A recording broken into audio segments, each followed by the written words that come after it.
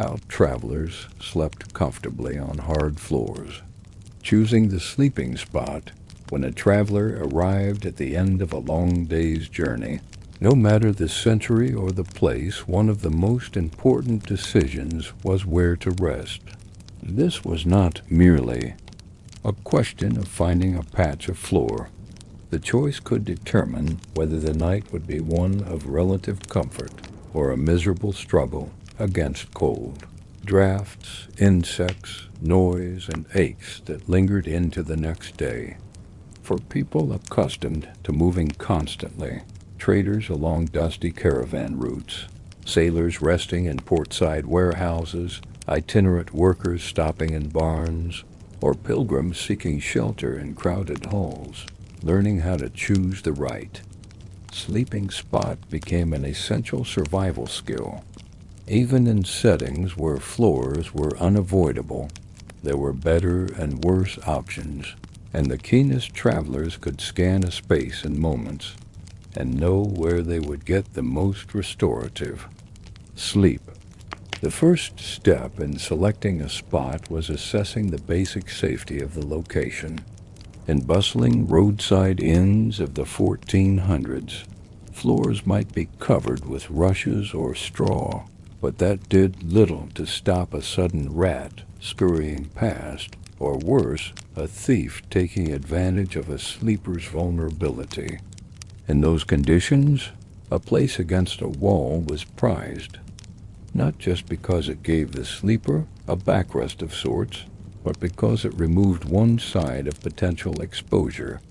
Being pressed between a wall and a fellow traveler meant fewer open angles, from which someone could approach unnoticed. For those in communal sleeping halls, corners were even better. They offered maximum enclosure and minimized the number of people walking past in the night. But corners also came with risks. Colder drafts, damp seeping through stone walls, or an accumulation of debris swept there during cleaning.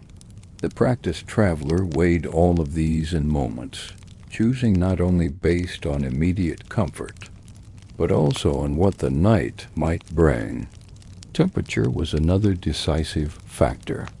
In unheated spaces, the center of a room could be warmer than the edges, as walls, particularly stone or mud brick, absorbed and radiated cold during the night. On the other hand, in hot climates, hugging a wall could be advantageous, as the shade it provided throughout the day often meant cooler temperatures lingering into evening. Wooden floors behaved differently from stone. Planks might hold warmth longer, while stone could chill the body if no insulating layer was used. Travelers who learned to read the feel of a floor with a hand or bare foot before settling down often saved themselves a night of shivering. The type of flooring influenced the decision just as much as its position in the room. Packed earth could be surprisingly comfortable if dry and even, but muddy or uneven ground would press against joints and make every shift in position a reminder of its flaws. Worn wooden boards sometimes had gaps wide enough for drafts to creep up from below, while polished stone could feel almost glassy under a blanket, smooth but cold. Straw-covered floors could soften the surface, but if left unchanged for too long, the straw would flatten, become dusty, and invite pests. In wealthier settings such as merchant guest houses, woven reed mats or thick rugs might be laid out for common sleepers. Here the choice became one of density, as thicker mats meant more separation from the hardness beneath. Noise was another invisible yet critical element.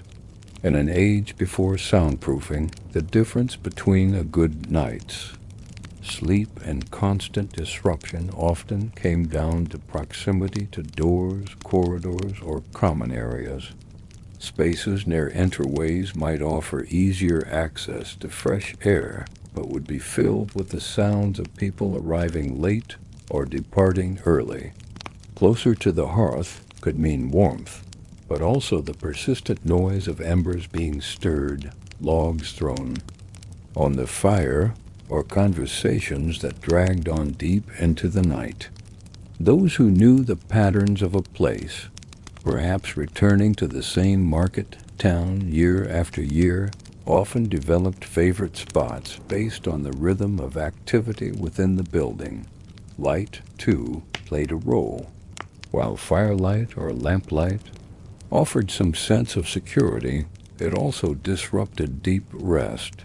Seasoned travelers sought spaces shielded from direct glare, whether behind a hanging cloth near a low partition or simply turned away from the source.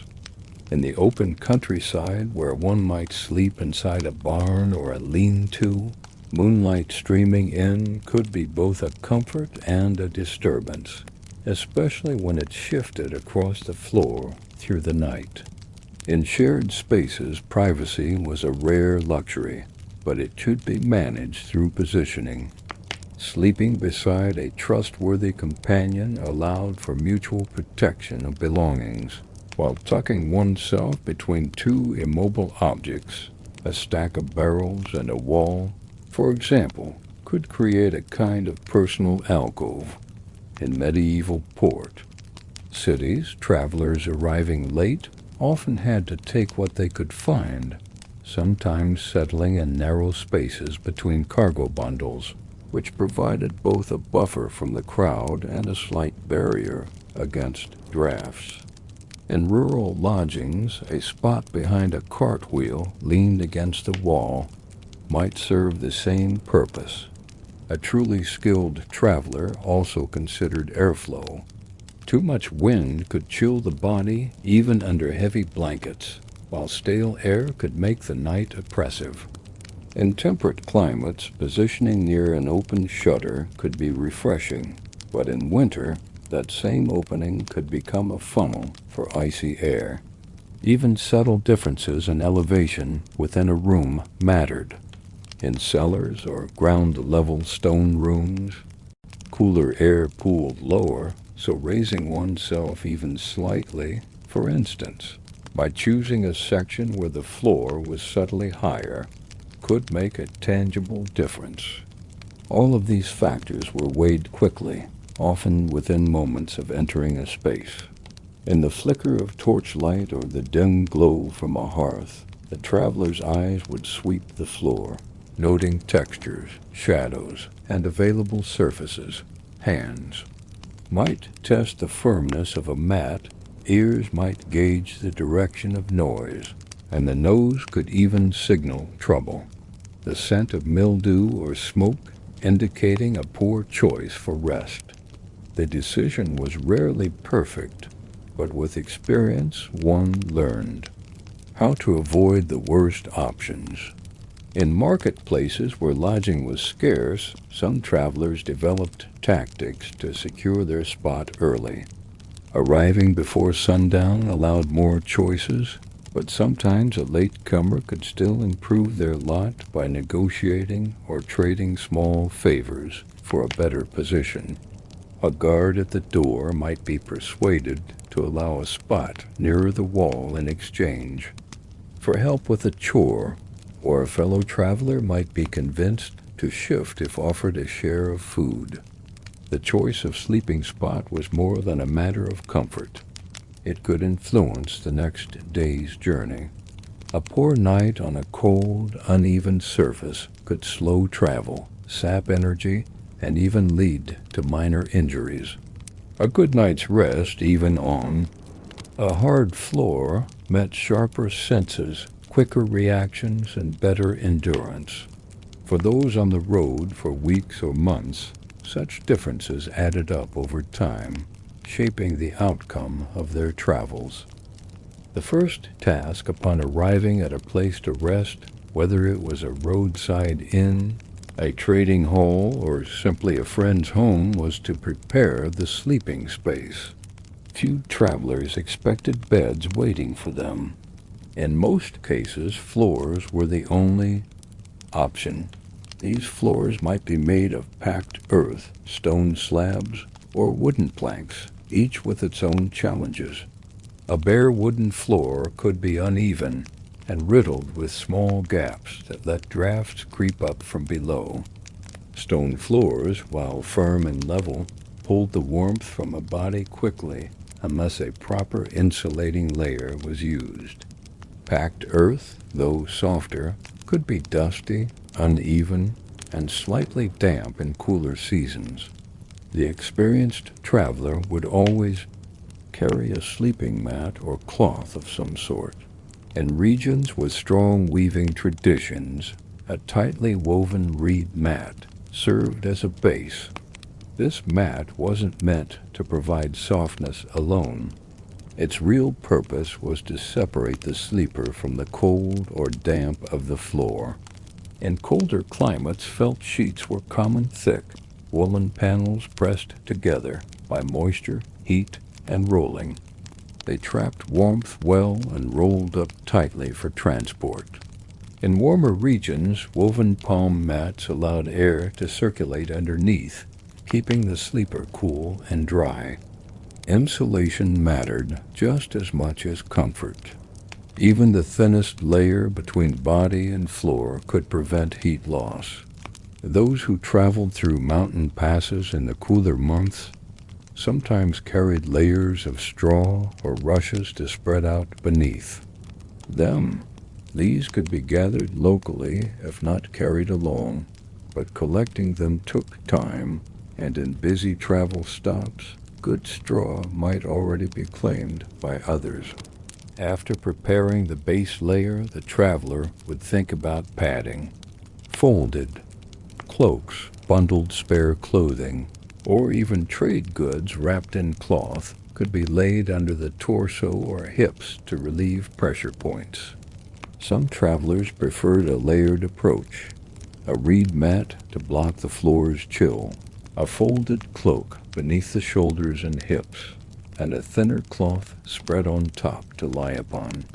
This made the surface more even, reducing the aches that came from sleeping directly on hard planks or stone. Pillows were rare luxuries. Many improvised by folding garments into a tight roll or using small bags filled with chaff, moss, or dry grass. Seafarers sometimes used coiled rope, wrapped in spare cloth as a headrest sturdy, but better than laying one's head on the floor itself. In drier regions, a folded saddle blanket served well, smelling faintly of horse and leather, but still providing enough lift for the neck to rest in comfort. Blankets or coverings were chosen based on season and location. In colder lands, travelers layered wool cloaks or sheepskin throws, sometimes even sleeping inside their cloaks with only their face exposed to the air. In warmer climates, a single, thin cotton or linen sheet might suffice not for warmth, but to keep insects away and to create a sense of personal space. The final step before lying down was ensuring the sleeping area was secure. An experienced traveler always checked for drafts, pests, or damp spots. In unfamiliar lodgings, people might sleep with their heads toward a wall, both to reduce exposure to passing feet and to guard their belongings. Some positioned themselves near their packs, using one arm as a barrier over their possessions. Only after these careful preparations would the traveler ease into rest. On a well-arranged floor space, the hardness beneath mattered less. The body adapted quickly if supported in the right places and protected from cold, damp, or biting insects. With practice, a skilled traveler could sleep soundly in almost any setting, whether it was the echoing hall of a busy port, the quiet corner of a roadside shelter, or a humble room in the back of a friend's shop. Once the body had settled onto the floor, comfort depended less on softness and more on positioning. A seasoned traveler understood that lying flat on one's back could become painful over long hours, especially on firm surfaces. Instead, they shifted into positions that balanced pressure and warmth. Many curled slightly on their sides, knees bent, one arm tucked beneath the head or resting over the folded pillow substitute. This posture reduced strain on the spine and conserved body heat. Others, particularly in colder months, drew themselves into a tighter fetal position, wrapping cloaks close around them to trap warmth. For those sharing space with fellow travelers, arrangements often followed unspoken rules. People lay close, enough to benefit from shared warmth, but left enough space to avoid discomfort. In large halls, rows of sleepers might be staggered so that no one's feet were near another's head. This created a rhythm to the room rows of cloaked forms, each facing the same direction, breathing in the dim light of the fire or lanterns. Firelight was a common companion. In places where the cold pressed against walls and floors, travelers positioned themselves near the heat source, but not too close. Sparks from a low fire could scorch blankets or cloaks. A good spot was one where warmth drifted steadily, not in bursts, allowing a gradual heating of one's space. Those further from the fire relied more heavily on insulation beneath and over them, sometimes doubling their cloaks or draping spare cloths over their legs and feet. In wealthier inns, braziers were set in the center of the room, their glowing embers guarded by metal cages to prevent accidents. The soundscape mattered as much as the physical arrangement. In quiet country inns, the soft rustle of blankets and the distant creak of wood might be the only sounds. In busier urban lodgings, the night carried murmured conversations, clinking cups, and the shuffle of late-comers finding space on the floor.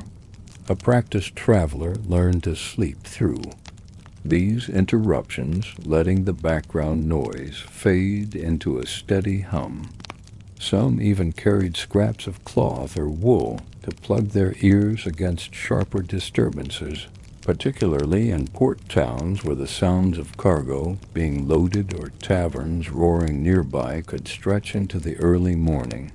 Cleanliness was an important, but often overlooked factor. A dusty floor could irritate the skin and throat, so travelers sometimes sprinkled water lightly to keep the dust down before laying out their bedding. In coastal towns, where sand often found its way indoors, people brushed their space carefully with a small hand broom before arranging their mats. In mountain villages, floors might be swept daily with bundles of twigs or straw brooms, leaving them cleaner but still chilly to the touch. Lighting played a role in the settling process.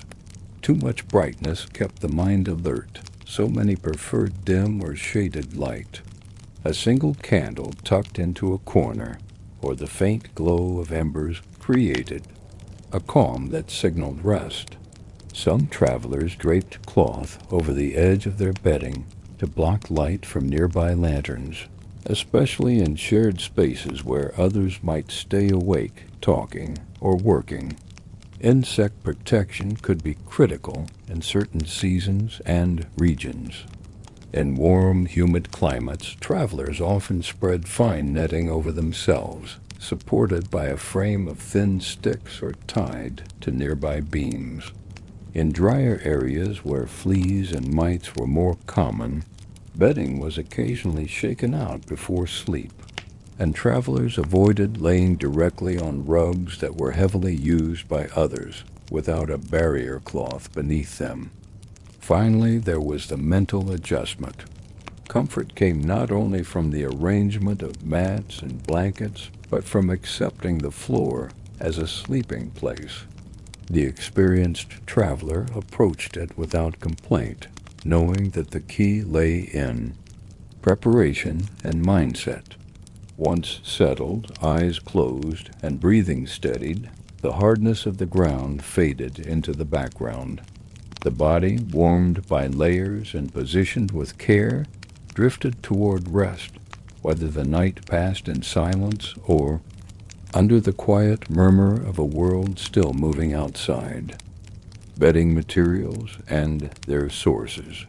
For travelers in past centuries, the quest for rest on unforgiving floors demanded a keen understanding of natural resources and practical solutions. Without modern comforts, every choice of bedding material was a matter of survival and endurance. Natural cushions from the environment. The most common and accessible bedding components were gathered directly from the environment. Straw, often a byproduct of cereal crops like wheat or barley, was prized for its lightness and cushioning properties. Travelers carried small bundles or replenished supplies from nearby farms and fields, using straw to create springy layers that softened uneven stone or earthen floors. Though effective, straw needed to be kept dry, stored tightly in cloth wraps to prevent moisture damage. In wooded areas, travelers gathered pine needles or moss. Pine needles, while somewhat prickly, offered a fragrant, insect-resistant base. Layer and moss was valued for its softness and natural moisture absorption. Along riverbanks, reeds and rushes were woven into mats or laid loosely to protect against dampness and cold. Animal hides and furs for insulation. Animal hides played a critical role in bedding, offering both padding and insulation. Hides from sheep, goats, and deer were commonly used, with tanning processes improving durability and softness. Fur hides, such as rabbit or fox, provided additional warmth, especially in colder regions. The preparation of hides was a skilled craft. Tanned hides retained flexibility and resisted moisture, while untreated skins were stiff and short-lived. Fur-bearing hides, dense with insulating undercoats, trapped heat effectively, helping travelers endure cold floors. Larger, thicker furs from bears or wolves were rare but highly valued. Woven mats and textile layers. Woven mats, crafted from reeds, rushes, or coarse fibers, offered portability and firm support. These mats could be rolled compactly for travel and laid out at night to insulate and cushion. In many regions, they were a standard item for travelers, often available for rent or purchase at inns and market towns. Textiles such as wool blankets or rough linen were used to add softness and insulation. Travelers often layered these atop natural materials, adapting bedding setups to the local climate and length of stay. Layering for efficiency and comfort. Rather than relying on a single material, travelers layered bedding components. Straw or moss formed a soft base, topped by hides or mats to provide insulation and durability. Personal textiles completed the layering, offering cushioning and adaptability. This approach balanced comfort, hygiene, and practicality. Regional adaptations. Different regions favored materials best suited to their environments. For example, Central Asian travelers used felt mats made from compressed wool, prized for insulation and moisture resistance. In northern forests, moss and fir were common. Dry Mediterranean climates saw widespread use of woven palm mats and lighter blankets. Clothing and personal bedding adaptations. Introduction: the role of clothing beyond wear. For travelers faced with harsh floors and cold nights, clothing was more than mere attire. It was an essential component of their sleeping system.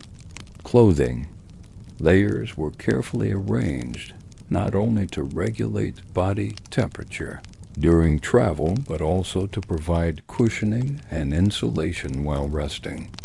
Unlike modern travelers who might unpack separate sleeping bags or mattresses, historical travelers relied heavily on versatile garments and clever use of textiles to create makeshift bedding and comfort. Layering, the art of managing heat and comfort. At the core of personal bedding adaptation was layering. Travelers often slept fully clothed, wearing multiple garments to trap warm air pockets between layers. Linen shirts, woolen tunics, padded jerkins, and leather coats were combined to form insulating shells. The base layer, usually linen or fine, wool served to whip moisture away from the skin, a critical factor in maintaining warmth. Wool was preferred in colder regions for its resilience even when damp. Outer layers were thicker and often waterproofed or treated with oils to repel moisture. Clothing as cushioning. Bulky garments doubled as cushioning on hard floors. Thick wool cloaks and padded doublets provided soft surfaces under the body.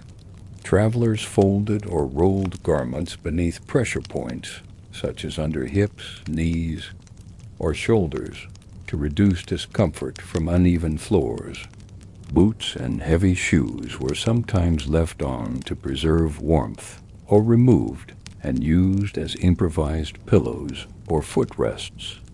In regions where removing footwear indoors was customary, travelers adapted by placing boots beside their sleeping spot for quick access and insulation.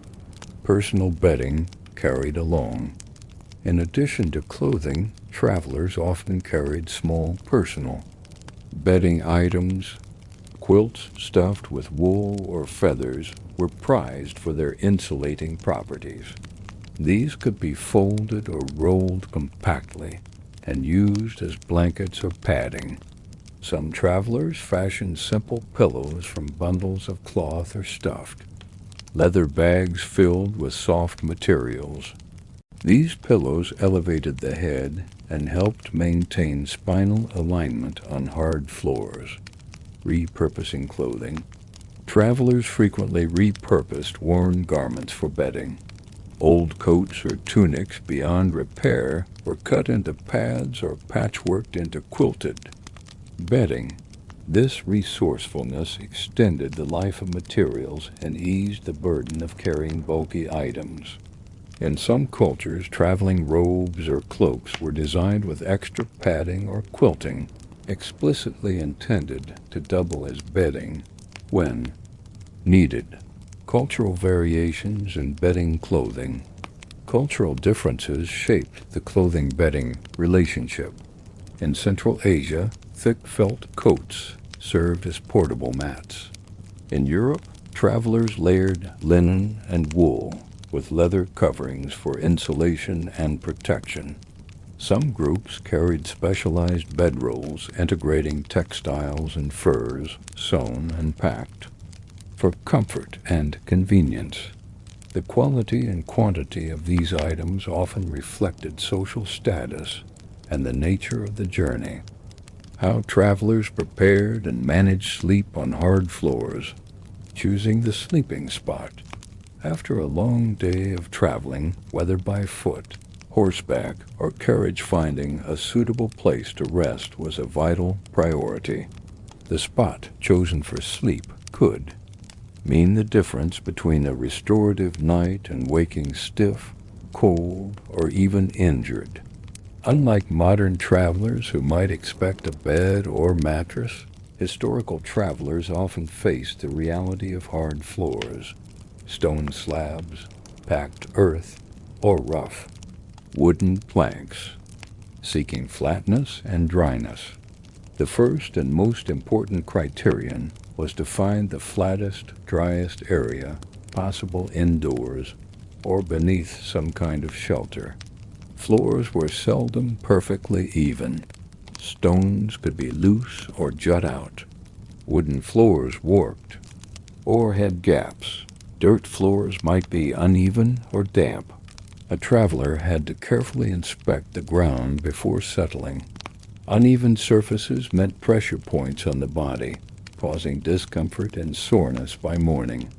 Dampness was an enemy not just of comfort but of health. Sleeping on wet or cold floors increased the risk of hypothermia or illness. Floors near entrances, low corners, or beneath leaky roofs often trapped moisture or condensation. Travelers sought higher or better ventilated spots, sometimes near hearths, to escape chill and dampness. Avoiding drafts and pests. Drafts were another threat. Even indoors, gaps in doors, windows, or walls let cold air rush through. Sleeping spots near these openings brought cold winds that could chill a traveler throughout the night. For this reason, corners sheltered by thick walls or spaces behind furniture or partitions were preferred. Additionally, travelers needed to be wary of pests. Fleas, bedbugs, or rodents were common in crowded inns or shelters. Sleeping away from doorways or animal pens reduced exposure. Occasionally, travelers created simple barriers from their packs or bedding to keep pests at bay, positioning near warmth, but safely. While warmth was essential, proximity to fire or heat sources had to be balanced with safety. Sleeping too close to an open hearth risked smoke inhalation, burns, or accidents. Fires produced smoke that could linger, especially in poorly ventilated rooms, causing discomfort or health issues. Travelers aimed to place themselves close enough to benefit from residual heat, often settling near walls warmed by the hearth but out of direct smoke paths. This position also protected against drafts and maintained a stable ambient temperature. Strategic placement in shared spaces. In inns, hostels, or caravanserais where space was limited and crowded. Choosing a sleeping spot also meant negotiating social factors. Travelers preferred corners or spaces behind screens to gain some privacy and reduce noise disturbance. Some avoided sleeping near doors or passageways to limit disruption from other guests coming and going. Others chose spots near exits for quick departure at dawn or to keep their belongings close. Preparing the ground layer.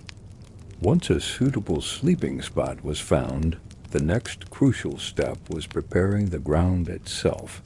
Hard floors, whether stone, packed earth, or wooden planks, were unforgiving surfaces. Without proper preparation, a traveler faced discomfort, cold, and restless nights. Over centuries, people developed practical techniques to soften and insulate these floors using materials carried along or gathered nearby, clearing debris. Before laying down any bedding, travelers carefully cleared the area of loose debris. Small stones, twigs, straw remnants, or dirt clumps could press painfully into the body during rest. A quick sweep with a hand or cloth removed these irritants. If inside an inn or shelter, sweeping often involved using bundled twigs or rough cloth scraps. Outdoors, natural brushes like pine boughs or dried reeds might serve the purpose. The effort ensured the bedding materials could lie flat and maintain their insulating properties, using straw, reeds, or rush mats as padding. One of the most accessible materials for padding was straw, a byproduct of cereal grain harvests, such as wheat, barley, or rye.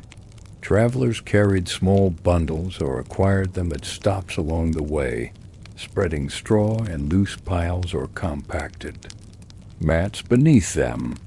Straw provided a springy, air-filled layer that soft, hard floors and offered minimal insulation. However, it absorbed moisture quickly and required frequent replacement or drying.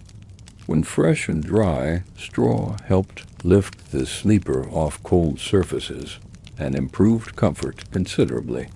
In forested or wetland areas, reeds and rushes served a similar purpose. Woven into mats or laid loosely, these materials resisted dampness better than straw alone and provided cushioning. Their flexibility made mats easy to roll and carry. In some cultures, mats made from these fibers were standard travel gear, laying animal hides or woven cloth for insulation. To increase insulation and durability, travelers layered animal hides atop softer materials. Tanned or rawhide skins, often from goats, sheep, or deer, formed robust barriers against cold and moisture. Fur-lined hides were prized in colder regions, trapping warmth beneath the body. Woven cloth-thick woolen blankets or rough linen was also placed on the floor or folded under the body to add softness and prevent chill. Such textiles were often multifunctional, serving as clothing during the day and bedding at night.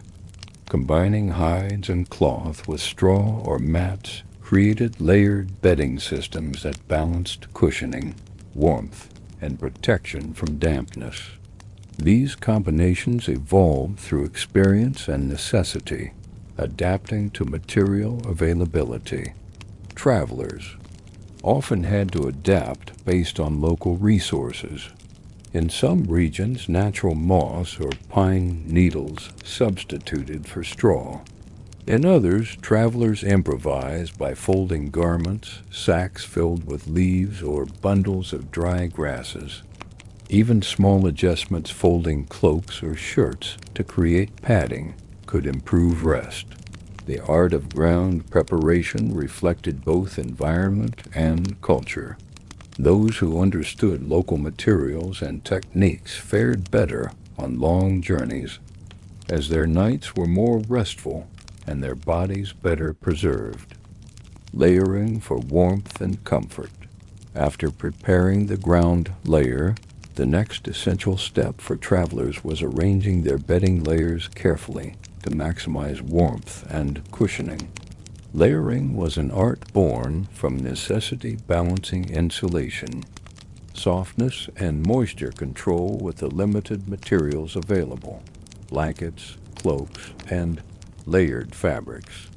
Wool blankets were among the most valued items for travelers, prized for their warmth, durability, and moisture resistance. A thick woolen blanket folded or spread across the bedding layers provided essential insulation from cold floors and night air. In warmer seasons, thinner wool or linen blankets were used to prevent overheating while still offering comfort. Cloaks doubled as both clothing and bedding components. Thick, heavy cloaks made of wool or animal hides were draped over the body to conserve heat or folded beneath the cushioned hips and shoulders. In some cultures, cloaks featured extra padding or quilting, intentionally designed to serve as makeshift bedding when needed. Multiple layers of fabric were common. Travelers layered garments, blankets, and mats to create a personalized nest. Layering also allowed adjustment during the night, shedding or adding coverings as temperatures fluctuated, folding extra garments for cushioning. Beyond the ground and covering layers, travelers used extra clothing to relieve pressure on vulnerable parts of the body. Garments like tunics, shirts, or cloaks were folded or rolled under the hips, shoulders, or knees. This practice helped reduce soreness from hard floors and supported joints, aiding rest and recovery. These padding layers also trapped warm air close to the skin, further enhancing insulation. Heavy or padded garments were especially useful, offering softness and warmth without requiring additional items. Seasonal adjustments. Summer versus winter. Season influenced bedding arrangements heavily. In summer, travelers prioritized breathability and moisture management. Lightweight linen. Fabrics replaced heavy wool, and bedding layers were thinner. Blankets might be removed entirely on warm nights, with travelers relying on mats or thin cloths to cushion against hard floors. In winter, layers thickened. Multiple woolen blankets, fur-lined cloaks, and extra garments created insulation against freezing temperatures. Insulating materials beneath the body became thicker to prevent heat loss to cold floors. Travelers sometimes combined body heat by sleeping close together or near controlled heat sources. Adjustments to layering were a daily consideration, requiring experience and knowledge of materials and conditions. Body position and sleeping posture. Travelers in earlier times, without soft beds or modern mattresses, had to rely on their own bodies and resourcefulness to find comfort on hard floors. The way they positioned themselves while sleeping was a crucial factor that could ease or worsen the harshness of the night's rest. Choosing the most comfortable position. Among various postures, sleeping on the side was widely favored. This position allowed the body to distribute weight more evenly across broader areas, the shoulder, hip, and knee, rather than pressing sharply against bony points.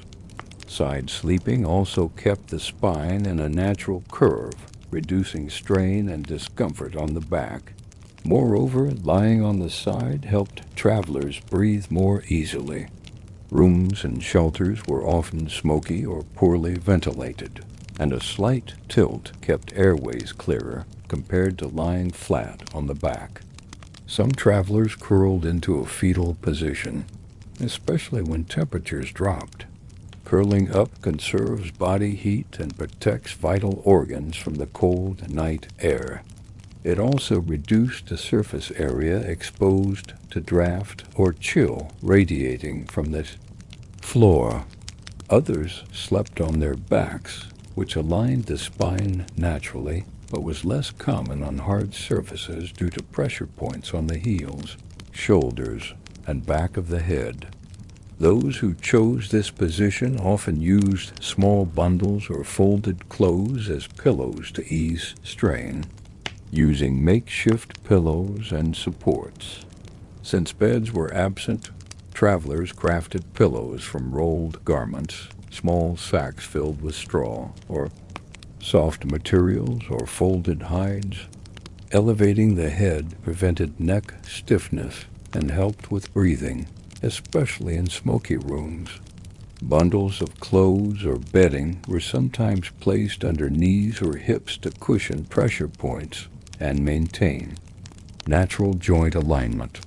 Such small adaptations could mean the difference between waking refreshed or sore, avoiding cramps and stiffness. Sleeping on hard floors meant stiffness and cramps were frequent concerns. Travelers learned to shift positions regularly and avoid lying too long on one side. Gentle stretching or repositioning before sleep helped loosen muscles. In some cases, travelers used massages or applied warmed oils to limbs before resting, improving circulation and reducing soreness. Cultural variations in sleeping posture. Different regions had distinct sleeping customs influenced by climate, floor type, and available bedding. Nomadic peoples often slept curled up tightly for warmth, while settled travelers in inns used more stretched-out positions when additional padding was available. Despite variations, the principle of minimizing pressure points and maintaining warmth-guided choices everywhere, avoiding cramps and stiffness. Sleeping on hard floors often led travelers to wake with sore muscles, cramped limbs, or stiffness. Without soft mattresses or adjustable beds, managing discomfort was a daily concern that influenced how travelers prepared for rest and maintained their bodies during sleep. The challenge of prolonged pressure. Hard floors exerted constant pressure on specific body points, hips, shoulders, heels, and elbows. This pressure restricted blood flow and compressed nerves, leading to numbness and cramps. Travelers quickly learned that lying still for too long in one position increased pain and disrupted sleep. Frequent shifting and micro movements. To combat stiffness, travelers made a habit of shifting position regularly during the night. These small adjustments helped redistribute pressure and maintain circulation. Even subtle movements, such as bending a knee or changing the angle of an arm, alleviated strain. Some travelers trained themselves to wake briefly during the night to stretch or reposition. Though it interrupted deep sleep phases, this practice reduced the risk of waking with debilitating pain. Using supports to relieve pressure. Folded garments, small bundles of cloth or animal hides were placed strategically under joints or pressure points. Supporting hips, knees, or shoulders with these makeshift cushions eased stress on muscles and nerves. Travelers who carried padded clothing or quilted cloaks often used them as cushions beneath the body or between limbs, improving comfort and reducing stiffness. Gentle stretching before sleep. Preparing the body for rest included simple stretching. Routines. Loosening stiff muscles and joints before lying down improved blood flow and flexibility. Some travelers also warmed their limbs with light massage or by placing them near a heat source. Coping with cold-related muscle tightness. Cold temperatures exacerbated cramps and stiffness. Travelers combated this by layering bedding for insulation, wearing extra clothing, and using heated stones or warmed cloths wrapped around limbs. In colder regions, tightly curled sleeping positions reduced muscle strain but required more frequent adjustments upon waking to prevent joint stiffness. Managing light and noise. For travelers seeking rest on hard floors in unfamiliar lodgings or outdoors, controlling the environment's sensory elements, light and sound, was as important as physical comfort. Early morning sunlight, moonlight, and the bustle of other travelers or animals could disturb sleep, making quiet and darkness valuable commodities. Blocking light for restful sleep. Shelters and inns often lacked window coverings or shutters, allowing moonlight or early sun to flood sleeping areas. Travelers used cloaks, blankets, or pieces of cloth to block light from their eyes, draping fabrics over faces or creating makeshift curtains. In shared rooms, travelers chose sleeping spots behind partitions, screens, or corners to reduce light exposure. In outdoor camps, thick foliage, tents, or simple lean-tos offered shade and darkness. Managing light was especially crucial during seasons with long daylight hours, when sunrises came early, threatening to awaken travelers prematurely. Using ear coverings and wrapping the head for quiet. Noise was a constant challenge in crowded inns, caravanserais, or campsites. Conversations, footsteps, snoring, animals, and distant traffic often interrupted sleep. To create quiet, travelers sometimes wrapped scarves or cloths around their heads or ears, muffling sounds. Others pressed ear coverings, clothes, or nestled faces into folded clothing, softening noise. In quieter settings, travelers used silence as a guard, positioning themselves where sound was least intrusive. Strategic placement for privacy and peace. Corners and spaces behind furniture or screens provided travelers a sense of seclusion.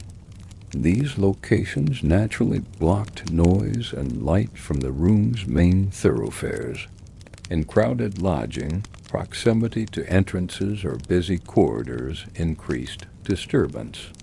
Travelers sought spots further inside rooms or behind partitions to minimize interruptions. Adaptations for outdoor noise and light. Campfires, animals, and nature introduced additional sensory challenges outdoors. Travelers positioned themselves away from noisy animals or running water when possible. Covering faces or heads with blankets helped block moonlight and soften sounds of wind or rustling foliage. Close companions sleeping near each other created a buffer against outside disturbances, balancing awareness and rest. While managing sensory disturbances was important, travelers also maintained awareness of surroundings for safety. Some preferred lighter sleep phases near exits or where they could quickly rise if threatened. Striking a balance between peaceful rest and vigilance was a skill honed through experience on the road. Practical techniques and tools to manage light and noise. Travelers, aware of the challenges light and noise posed to rest, developed practical methods and carried simple tools to improve their sleeping environment, even when accommodations were imperfect, using cloaks and fabrics as personal shields. Thick cloaks or woolen blankets were multi-purpose items, serving as clothing, bedding, and barriers against intrusive light and sound. Travelers draped cloaks over their heads and shoulders, creating darkened, insulated cocoons that muffled ambient noise and blocked moonlight or early dawn. In some regions, travelers fashioned simple eye masks or face coverings from folded cloth to shade their eyes during early mornings. Earplugs and natural noise dampeners. While modern earplugs were unknown, travelers improvised with available materials. Small balls of soft fabric, cotton, or folded wool inserted gently in the ears helped soften loud noises. In some places, aromatic herbs were burned or scattered near sleeping areas to create calming scents that distracted from harsh environmental sounds. Positioning near natural sound barriers. When camping outdoors, travelers sought spots shielded by natural features, dense shrubs, rock outcroppings, or thick tree trunks that absorbed or deflected sound. These natural barriers reduced noise from wind, animals, or nearby travelers. Such positioning also helped shield from direct moonlight or early sun rays, creating simple screens and partitions.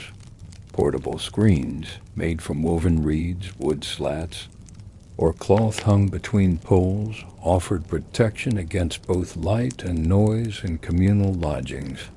Travelers sometimes carried lightweight, collapsible frames draped with fabric to establish personal space within crowded rooms or tents.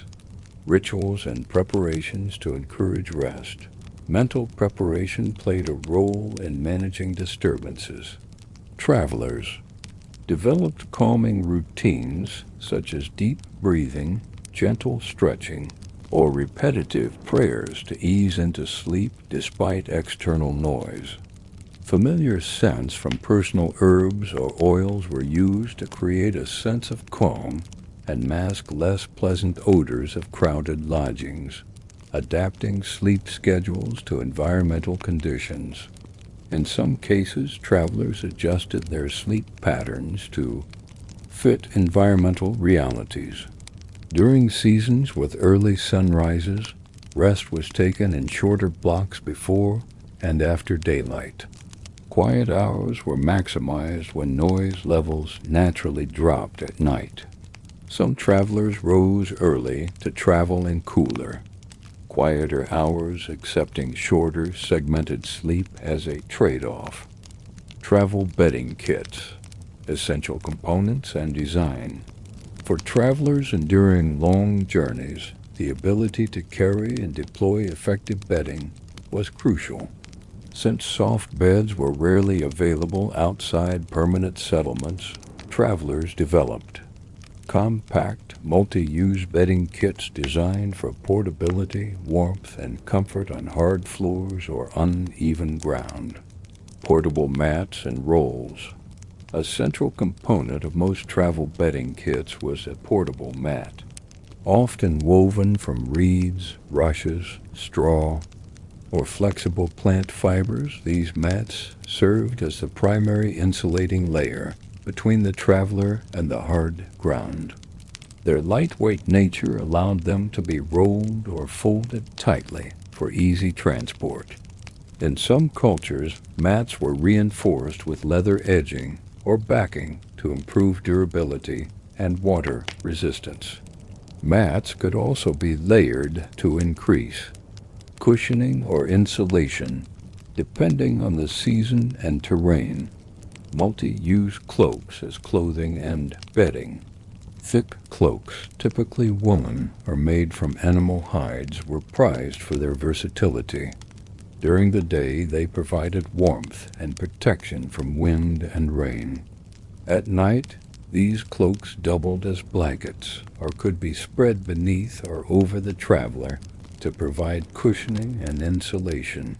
Some cloaks featured quilting or padding, sewn between layers, specifically designed to enhance their function as bedding.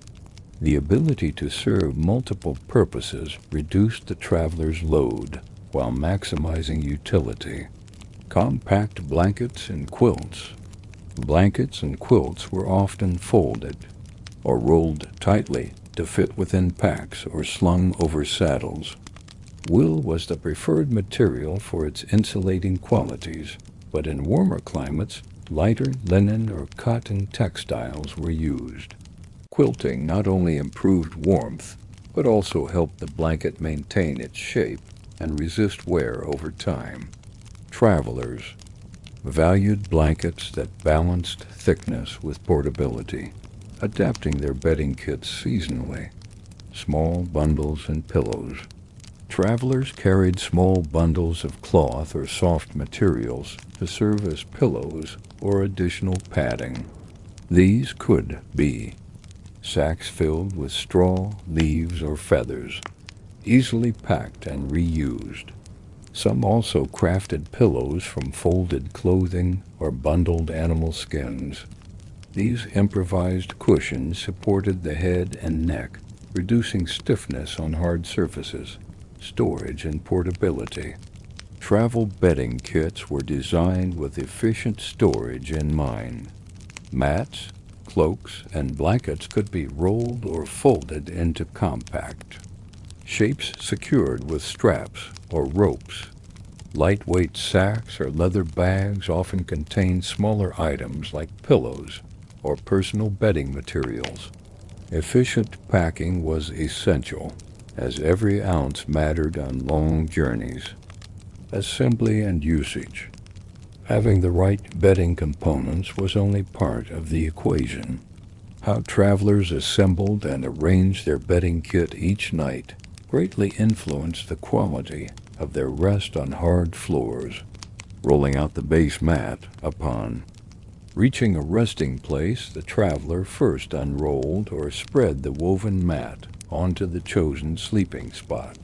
The mat served as the foundation, providing insulation and cushioning from cold, uneven, or rough ground. If conditions were damp, Travelers took care to position the mat in the driest area possible, or laid additional layers beneath to prevent moisture seeping upward. Layering cloaks and blankets. Next, cloaks and blankets were layered atop the mat. Travelers adjusted the number and thickness of layers depending on the season and temperature. In cold weather, heavy cloaks were folded and placed beneath the body to add insulation, with blankets layered above for warmth. In warmer seasons, fewer layers allowed breathability while still softening the hard floor. The arrangement often involved folding blankets or cloaks to provide extra padding under hips and shoulders, critical pressure points on unforgiving surfaces. Creating makeshift pillows. Small bundles, sacks, or folded clothing served as pillows. Travelers positioned these beneath their heads or necks to support alignment and reduce strain. In some cases, pillows were also used to cushion knees or elbows, depending on the sleeper's preferred posture. Compact packing after use. When morning arrived, bedding components were carefully folded, rolled, or bundled back into compact shapes for transport. Travelers shook out debris from mats and blankets to maintain cleanliness and prevent pests. Some travelers maintained ritualized packing sequences to ensure quick assembly and efficient storage, minimizing the time spent breaking camp and maximizing travel hours. Maintenance and replacement. Travel bedding kits required regular care. Mats could become frayed or moldy and needed repair or replacement. Blankets and cloaks were aired frequently to prevent dampness and odor. Travelers often exchanged or replenished. Bedding components at market towns or inns, adapting their kits to changing climates and conditions. Sleeping in extreme heat. Travelers faced unique challenges when resting in hot climates. High temperatures, humidity, and insects made finding comfortable and restful sleep difficult. Over centuries, people developed practical strategies to stay cool, reduce discomfort, and protect themselves from the elements during warm nights. Cooling the ground with damp cloths or mats. One simple yet effective technique involved placing damp cloths, mats, or bundles of vegetation on or near the sleeping area. Moisture evaporated slowly through the night, drawing heat away from the body and the ground beneath. Travelers might soak thin mats or blankets in water before setting up their bedding, creating a cooling effect as air passed over the damp material. Choosing shaded areas with airflow. Locating a sleeping spot was crucial. Travelers sought shaded places sheltered from direct sunlight during the day, but with good airflow at night. Natural breezes helped dissipate heat and reduce humidity around the sleeping area. In outdoor camps, sleeping beneath trees, near streams, or in valleys where air circulated freely provided relative relief. Sleeping positions to reduce sweating. Certain sleeping postures minimized body contact with bedding and increased airflow. Lying on the back or side with limbs slightly apart allowed heat to escape more easily. Travelers avoided curled positions that trapped heat close to the body. Light clothing or loose wraps were worn to permit ventilation while offering modest protection from insects. Lightweight and breathable bedding. Heavy blankets were replaced with thin, breathable fabrics like linen or loosely woven cotton. Bedding was designed to allow moisture to evaporate and air to circulate, preventing overheating and discomfort. Multi-layered bedding was minimized to reduce trapping heat. Protection against insects. In hot regions, insects such as mosquitoes were a persistent nuisance and health threat. Travelers used simple screens woven from grasses or cloth to create protective enclosures. Burning aromatic herbs or using natural oils on the skin helped repel insects during sleep. Adaptations and practices for restful sleep in extreme heat. In addition to environmental strategies, travelers developed personal habits and practical routines to manage the difficulties of resting in scorching conditions. Adjusting sleep timing.